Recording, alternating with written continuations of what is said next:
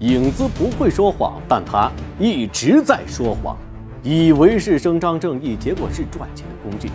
根据人民日报报道，网红影子不会说谎和刘宇网案进行者等35人被抓。影子不会说谎曾经以揭秘酒店偷拍摄像头在网络上走红，拥有数万万粉丝。然而，这位网红却利用自己的影响力，伙同他人上演了一出精心策划的偷拍大戏。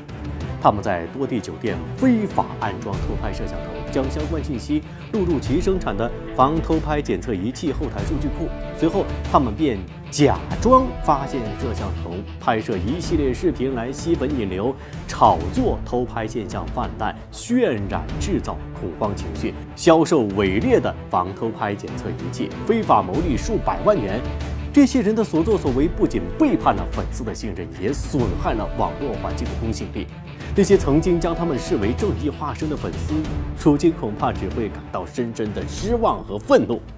一个叫不会说谎，一个叫网安践行者，现在看来还真是讽刺。本来应该是网络安全的守护者，结果却狼狈为奸，共同编织了一个巨大的谎言，蒙骗了亿万网友。